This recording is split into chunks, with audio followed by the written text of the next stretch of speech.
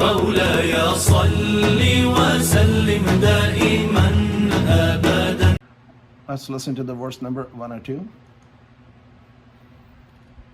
وإذا كنت فيهم فأقمت لهم الصلاة فلتقم طائفة منهم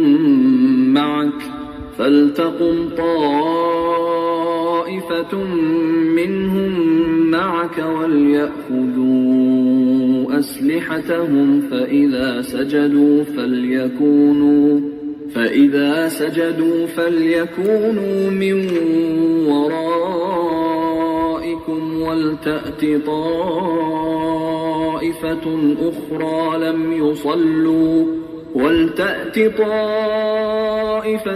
أخرى لم يصلوا فليصلوا معك وليأخذوا حذرهم وأسلحتهم وَدَّ الَّذِينَ كَفَرُوا لَوْ تَغْفُلُونَ عَنْ أَسْلِحَتِكُمْ وَأَمْتِعَتِكُمْ فَيَمِيلُونَ عَلَيْكُمْ مَيْلَةً وَاحِدَةً وَلَا جُنَاحَ عَلَيْكُمْ إِن كَانَ بِكُمْ أَذًى مِّن مَّطَرٍ أَوْ كُنتُم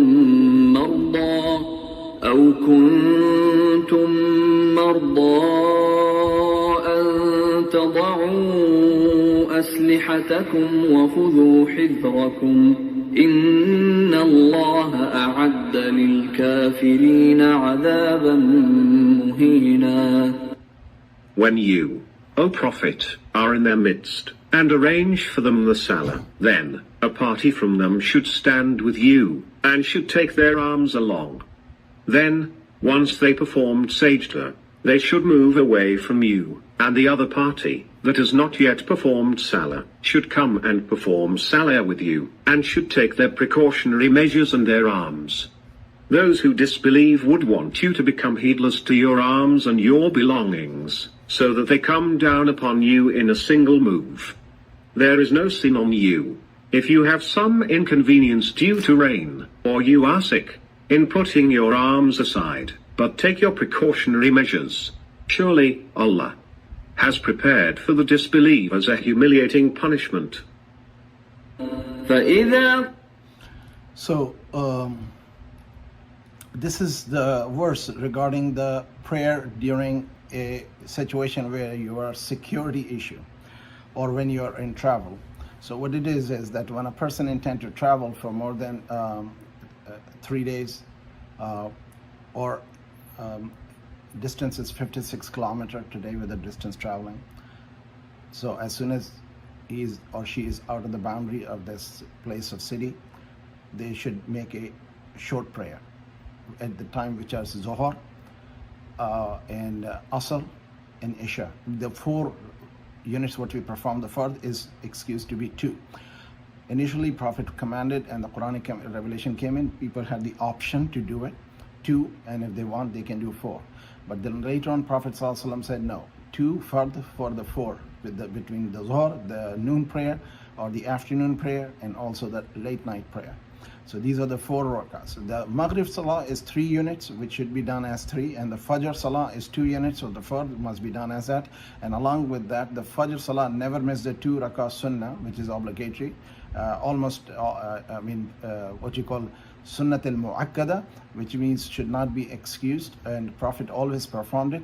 And once Prophet was asked that if somebody come in late in the prayer for the Fajr, so he said, what should I do with the Sunnah? He said the 2 rakah Sunnah is more valuable than whatever between heavens and earth.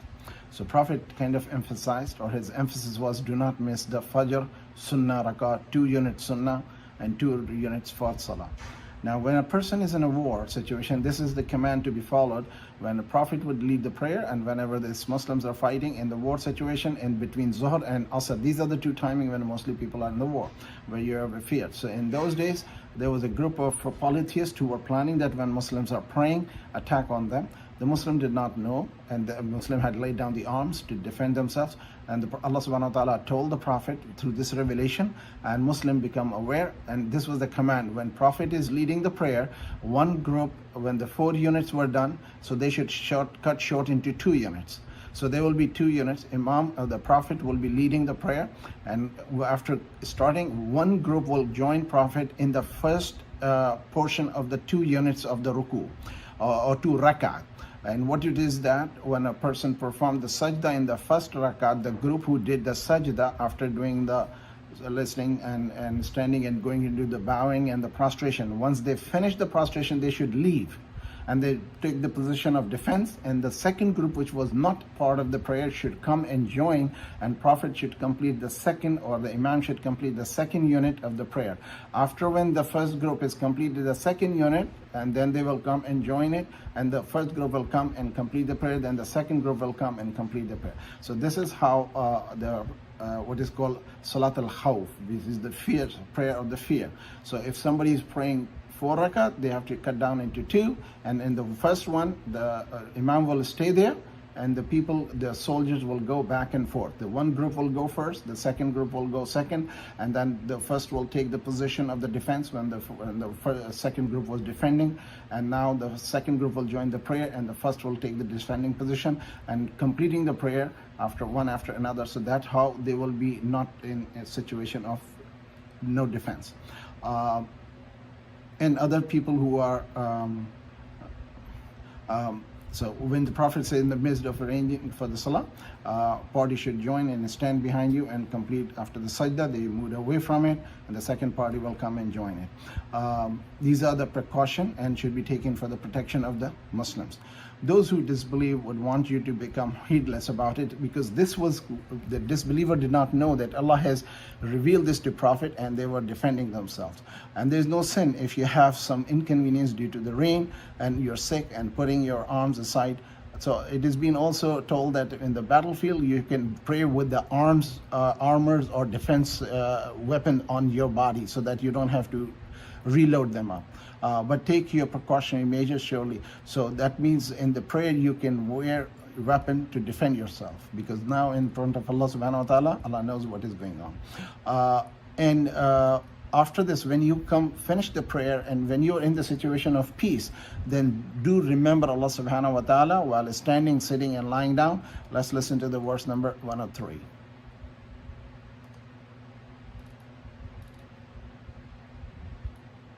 فإذا قضيتم الصلاة فاذكروا الله قياما وقعودا وعلى جنوبكم فإذا اطمأننتم فأقيموا الصلاة إن الصلاة كانت على المؤمنين كتابا. Once you have finished your salah, then remember Allah while standing, sitting and reclining. As soon as you are secure, perform salah as due. Surely, salah is an obligation on the believers that is tied up with time. ولا تهنوا في ابتغاء القوم إن تكونوا تألمون فإنهم يألمون إن تكونوا تألمون فإنهم يألمون كما تألمون وترجون من الله ما لا يرجون وكان الله عليما حكيما. Do not show weakness in pursuing these people. If you are suffering, they are suffering as you are suffering, while you hope from Allah what they do not hope. Allah is all-knowing, all-wise. إِنَّا أَنزَلْنَا إِلَيْكَ الْكِتَابَ بِالْحَقِّ لِتَحْكُمَ بَيْنَ النَّاسِ بِمَا أَرَاكَ اللَّهُ وَلَا تَكُنْ لِلْخَائِنِينَ خَصِيمًا. Surely we have revealed to you the book with the truth, so that you may judge between people according to what Allah has shown you. Do not be an advocate for those who breach trust. وَاسْتَغْفِرِ اللَّهَ إِنَّ اللَّهَ كَانَ غَفُورًا رَحِيمًا. Seek forgiveness from Allah. Surely Allah is all forgiving, very merciful. ولا So this is again command when you come into situation of peace and no more war or risk for or protection issue, then you should complete salah in the proper timing, or when you arrive the destination where you're supposed to be more than 14-day plan to intend to stay. As long as a person is not intending to stay 14 days or 2 weeks, then that person continue for lifetime if he's going to be traveling into 2 units, the short salah fard. But they can also, some people say they should not perform the sunnah and the nafil. No, according to this scholar of Ahlul Sunnah, you should perform the sunnah and nafil, because those are the one which gives you enormous reward from Allah subhanahu wa ta'ala. Exemption is given or excuse is given for the fard salah. So now when a person is in peaceful situation, so they should do the remembrance of Allah while standing, sitting and lying down to the side. And where's inna salata kanat al mu'minina kitaban mawquta, and this is the verse which is being used, that indeed the prayer has been prescribed and time. So Fajr have to be done at the Fajr time, Zohar have to be done at the Zohar time, and two prayer which could be mixed is the Zohar and Asr, means one can delay the Zohar at the time when the Asr time comes in, and he can or she can pray both together. And if a person has to travel and know that he will not be stopping in the journey, so they can start and pray the full unit from the home of the Zohar and Asr and leave. Accordingly, this is again fiqh issue. Some scholar or some school of thought says no, you should not. Abu Hanafi says you will not be questioned about this time before the time of the salah, so you should not pray the asr before you get there if it's early. But suppose you're going to be leaving around late in the after the Zohar prayer time, which is the noon prayer times, and before the afternoon prayer times is just about closer, then perform both salah at home and then leave, so that you will not be stopping for the Maghrib, and you can delay Maghrib till the time of Isha and join both, like late Maghrib and early Isha, to complete that. This is for the traveler, but sometime Prophet have performed it for the no reason of that. So in other words, this is given respite. So there's a time frame where the time of Zohar begin, which is after the sun has moved to the center of the earth. Why we are being so much peculiar about it, according to scholar, those people who worship sun and moon, they used to pray under those timing where the sun is rising. So that's why we are told not to pray at that time. And when the sun is in the zenith of it, in the center of the where shadow is under your feet, and then also at the time when the sun is setting. So these are the time we are told not to pray in these timing. And then between Zohar and Asr prayer, people are being asked not to pray loudly, because when Muslims used to pray loud, some people used to taunt them and tease them and disturb them. So just to have the focus on the prayer, so the Imam recite them quietly, but when a person himself read it, he read it also quietly, the Zohar and the Asr, which is the two prayer. In Fajr and in the Maghrib and Isha, 3 prayers to be recited loudly by the Imam. Otherwise, in the first 2 units of all the prayer, and the Zohar and Asr should be prayed quietly in your own heart, so that no other people will be listening to you, because that is something which is better. And if you're leading the prayer, then you are as an Imam, you will read Fatiha, which is always with every prayer. And if you're following the Salah, if you're behind the Imam, you will not read Fatiha according to the scholar, because he is leading the Salah for you. Another school of thought says you can read Fatiha behind the Imam. That's a dispute. The logic they gave, the one who who says don't pray behind him, is because he is leading you in the prayer. And when he is representing you in front of Allah, then he is reading on your behalf. So some scholar says when he is reading loud, don't read it. But when he is not reading loud, you should read it. Hanafi school of thought says in any situation when you are behind the Imam is representing you. Like when you go in front of king, not everybody talks, only the person who leads talks. And accordingly, another time when Prophet ﷺ, there's a hadith when people were in the prayer and somebody was praying also Fatiha behind Prophet. And Prophet says after the prayer, who was trying to compete with me? And the companion says, I did it. He says, don't. When I'm leading the prayer, or when the Imam is leading the prayer, you should listen. And your listening is basically as if the Imam is representing. Then again, the other school of thought says that those who are in favor of praying behind the Imam, your own Fatiha, because the hadith says no salah is without Surah Fatiha. So this is a kind of a scholarly debate. If you want to follow Hanafi school, inshallah you'll be accepted. If you follow the Shafi, Maliki or Hanbali school, Allah accept the prayer. But if you follow this school, then follow the Imam and do the practice. But do not impose upon others, because there's a logic. So Abu Hanifa, his logic is that when Imam is leading, he's representing you. There's no need to fight. And with the Imam, or let him do it. So in all 4 units. The other school says in the first unit, 2 units, when he's loud, you should be quiet. But when he's not loud, then you should be reading. And this is interesting. When I first came to America, I realized that the Arabs brothers, they were a little bit annoyed by us leading the prayer, because after Fatiha we start the second surah, or the other second part of the Quran, and they are used to not to doing it. What they did is, according to their understanding or a fiqh and interpretation of the Quran or the Salah, that Imam reads Surah Fatiha, then he become quiet for a few minutes, till the followers to complete the Fatiha quietly in their heart. And we did not do that, so they were kind of a little bit annoyed. But we told them that this is Hanafi school. This is what they say, that if Imam is leading, you don't need to lead. Otherwise, you can pray alone. So again, it's a fiqh issue. We should not be fighting over it. Allah knows best. So what I follow is that I let the Imam lead. But if I'm an Imam, I'm leading. When the other people are Imam, they are leading. And their prayer is my prayer. Because this is why it says, do not pray behind the person you don't believe should be Imam. That's when you pray alone. And the other school says, no, everybody should be unified and united in the prayer.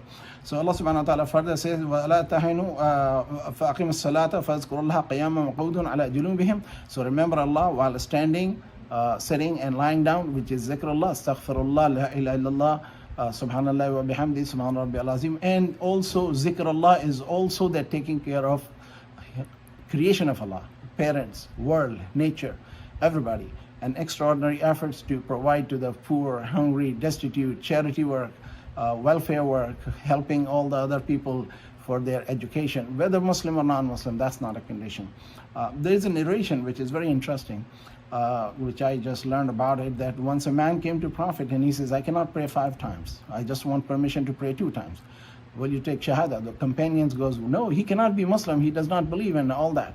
So Prophet ﷺ was kind enough. He said, take the Shahada and come in. And after 1 week, the man was praying 5 times an extra prayer at the night time, the vigil prayer, which is tahajjud. So فَإِذَا أَتْمَأْنَنْتُمْ, when you come to the peaceful situation, أَقِمُوا الصَّلَاةَ, then do the proper prayer, complete prayer. And in the salata kanat ala al-mu'minina kitaban mawquta, the prayer is being prescribed for the believers in the prescribed time. One should not try to avoid or skip a prayer. And Prophet, but there's another argument that should we pray the qaza al-umri? The non-believers, when they become believer, for them it's not obligatory. But the Muslims who has been Muslim and missing his prayer, Prophet performed qaza. Anytime he missed a prayer, he did that prayer before he did the other. So what should a person do who has not been praying properly? Instead of praying the sunnah and nafil with each fard salah, that person should pray for the lifetime. If you know the number of years you have skipped, so that many years, you instead of praying nafil salah, you should perform the fard salah, in other words. And those slot will be filled in the day of judgment when a person will come to Allah subhanahu wa ta'ala. That will at least not be called a sinner, because when you miss a fard, when a person missed a fard salah, that person become basically denying Allah. Because salah is a call to talk to Allah subhanahu wa ta'ala.